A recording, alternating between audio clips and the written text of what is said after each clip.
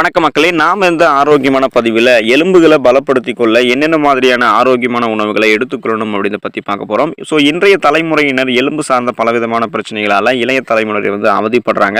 So அவங்களுடைய மோசமான வாழ்க்கை முறை மற்றும் குறைவான உடல் உழைப்பு இது போன்ற காரணங்களால் எலும்புகள் அவங்களுக்கு வலுவாகவே இருக்கிறது கிடையாது. ஸோ நிறைய பேர் இந்த நடைப்பயிற்சி, யோகா, உடற்பயிற்சி போன்ற வழிகள் எல்லாத்தையுமே செய்கிறது கிடையாது.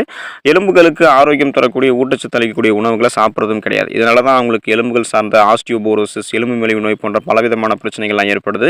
எலும்புகளை வலுப்படுத்த எந்தெந்த மாதிரியான ஆரோக்கியமான உணவுகளை எடுத்துக்கணும் இதை பற்றி தெளிவாக தெரிஞ்சுக்குவோம். அதை பற்றி பார்க்குறதுக்கு முன்னாடி இந்த வீடியோக்கு ஒரு லைக் கொடுத்துட்டு இந்த தகவலை உங்களுக்கு தெரிஞ்சவங்களுக்கும் ஷேர் பண்ணிவிடுங்க.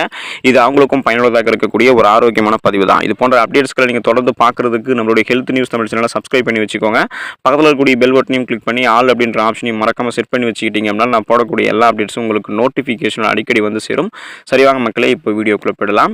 எலும்புகள் பலம் பெறுவதற்கு நீங்கள் பச்சை இலை காய்கறிகளை எடுத்துக்கலாம். ஸோ க்ரீன் வெஜிடபிள்ஸை நீங்கள் சாப்பிட்லாம். கால்சியம் எலும்புகளுக்கு மிகவும் முக்கியமானது. ஸோ இது இல்லாமல் எலும்புகள் வலிமை பெற முடியாது. இருந்தாலும் பெரும்பாலான மக்கள் கால்சியத்திற்காக பால் அல்லது பால் பொருட்களை சாப்பிட்றாங்க. நம்ம காய்கறிகளை பற்றி பேசும்போது பச்சை காய்கறிகள் சிறந்த தேர்வாக கருதப்படுது. ஸோ பச்சை காய்கறிகளில் முட்டைக்கோஸ், கீரை போன்றவற்றை நம்மளுடைய உணவுகளை சேர்த்துக்கலாம். இது உங்களுடைய தினசரி கால்சியம் தேவையை வழங்குது. உங்களுக்கு கூடுதலாக இதில் இருக்கக்கூடிய பிற ஊட்டச்சத்துக்களும் உங்களை ஆரோக்கியமாக வைத்திருக்கிறதுக்கு உதவிகரமாக இருக்கும்.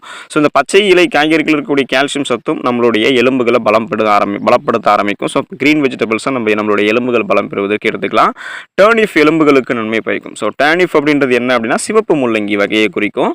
இது வேர் காய்கறி ஆகும். ஸோ இது ஒரு வேர் டைப்பில் இருக்கக்கூடிய காய்கறி. பச்சை காய்கறிகளில் இதுவும் சேர்க்கப்படக்கூடிய காய்கறி தான். இருந்தாலும் இந்த காய்கறி பெரும்பாலும் குளிர்காலத்தில் தான் சாப்பிடுவாங்க.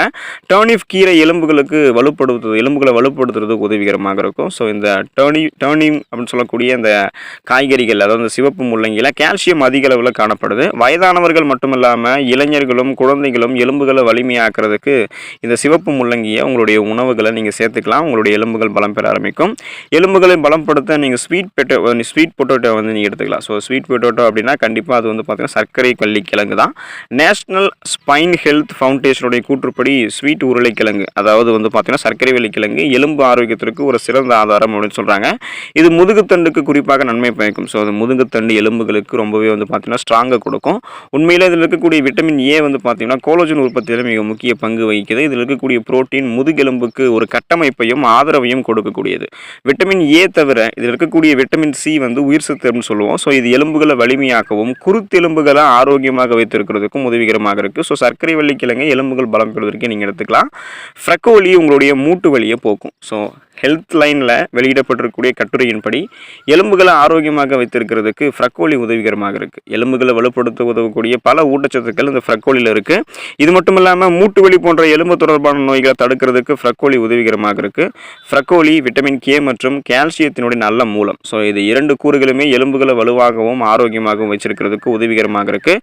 ஃப்ரக்கோலியில் இருக்கக்கூடிய பாஸ்பரஸ், துத்தநாகம் மற்றும் விட்டமின் ஏ அப்புறம் விட்டமின் சி எல்லாமே உங்களுடைய ஆரோக்கியமான எலும்புகளுக்கு முக்கியமான ஊட்டச்சத்தாக இருக்குது. ஸோ இந்த உணவுகளை ஃப்ரக்கோலியை நீங்கள் உங்களுடைய உணவுகளை சேர்த்துக்கோங்க. எலும்புகள் பலம் பெற ஆரம்பிக்கும். வெண்டைக்காயை நீங்கள் எடுத்துக்கலாம். உங்களுடைய எலும்புகள் பலம் பெற ஆரம்பிக்கும். பச்சை காய்கறிகள் போலவே வெண்டைக்காயும் ஆரோக்கியத்திற்கு நல்லது அப்படின்னு கருதப்படுது. ஸோ இது விட்டமின் சி மற்றும் K1 மிக சிறந்த மூலமாகும். ஹெல்த் லைனில் வெளியிட்டிருக்கக்கூடிய கட்டுரையின்படி வெண்டைக்காயில் இருக்கக்கூடிய பல ஊட்டச்சத்துக்கள் நமது ஒட்டுமொத்த ஆரோக்கியத்திற்கு பயனுள்ளதாக இருக்கும். வெண்டைக்காயில் இருக்கக்கூடிய விட்டமின் சி கரையக்கூடிய ஊட்டச்சத்து. ஸோ இது நம்முடைய நோய் எதிர்ப்பு சக்தியை பலப்படுத்துது. அதாவது இம்யூன் பவரை இன்க்ரீஸ் பண்ணுறதால பல விதமாக நமக்கு இருக்கக்கூடிய நோய்களை நம்ம குணப்படுத்திக்கலாம். சீசனாக அட்டாக் ஆகக்கூடிய நோய்களை நம்ம வராமல் தடுத்துக்கலாம். விட்டமின் K1 கொழுப்புல கரையக்கூடிய விட்டமின். ஸோ இது ரத்தம் முறையை தடுக்குது. மேலும் இதில் இருக்கக்கூடிய கலோரிகள் மற்றும் கார்போஹைட்ரேட்டுகள் குறைவாக இருக்குது. ஸோ இது பார்த்தீங்கன்னா நீங்கள் இது சிறிய அளவு புரதம் மற்றும் நார்சத்து தான் இருக்குது. இதில் எடை இழப்பு, ரத்த சர்க்கரையை கட்டுப்பாட்டில் வச்சுக்கிறதுக்கு, எலும்பு அமைப்பை ஸ்ட்ராங்காக ரொம்ப வச்சுக்கிறதுக்கு, ஸோ அந்த எலும்புகளுக்கு ஸ்ட்ரக்சர் கொடுக்குறதும் எலும்புகளை பலப்படுத்தக்கூடியதும் இந்த வெண்டைக்காய் தான். ஸோ இந்த வெண்டைக்காயை நீங்கள் எடுத்துக்கலாம். வாழைப்பழத்தை நீங்கள் உங்களுடைய எலும்புகள் பலம் பெறுவதற்கு எடுத்துக்கலாம். வாழைப்பழத்தில் மெக்னீசியம் அதிகம் இருக்குது. மெக்னீசியம் ஆரோக்கியமான எலும்புகள் மற்றும் பற்களுக்கு மிகவும் நல்லது அப்படின்னு சொல்லலாம். ஸோ எலும்புகள் வலுவாக இருக்க வேண்டும் அப்படின்னா தினசரி நீங்கள் வாழைப்பழம் சாப்பிடலாம். எந்த விதமான சைடு எஃபெக்டும் உங்களுக்கு ஏற்படாது. நிறைய மருத்துவ நன்மைகள் தான் ஏற்படும். தினமும் வாழைப்பழம் சாப்பிட்டு வந்தால் எலும்பு பிரச்சனைகள் நமக்கு குறைய ஆரம்பிக்கும். ஸோ வாழைப்பழம் எல்லா காலங்களிலுமே எளிமையாக நமக்கு கிடைக்கிறதால சௌகரியமாக நம்ம அதை சாப்பிடலாம். இது எலும்புகளுக்கு மட்டுமல்ல பல நன்மைகளை வாழைப்பழம் நமக்கு கொடுக்கும். ஏழைகளினுடைய ஆப்பிளாக கருதப்படக்கூடிய இந்த வாழைப்பழத்தை நீங்கள் பாரபட்சம் இல்லாமல் சாப்பிடலாம். அனைவரும் சாப்பிடலாம். எந்த ஏஜ் கேட்டகரி தான் இந்த ஏஜ் கேட்டகரி தான் சாப்பிடணும் அப்படின்னு கிடையாது, எல்லாருமே சாப்பிடலாம். வாழைப்பழத்தை நீங்கள் எலும்புகள் பலம் பெறுவதற்கு எடுத்துக்கோங்க. கீரையை நீங்கள் எலும்புகள் பலம் பெறுவதற்கு எடுத்துக்கலாம். கால்சியம் நிறைந்திருக்கக்கூடிய கீரைகள் எலும்பு மற்றும் பற்களினுடைய ஆரோக்கியத்திற்கு மிகவும் நல்லது.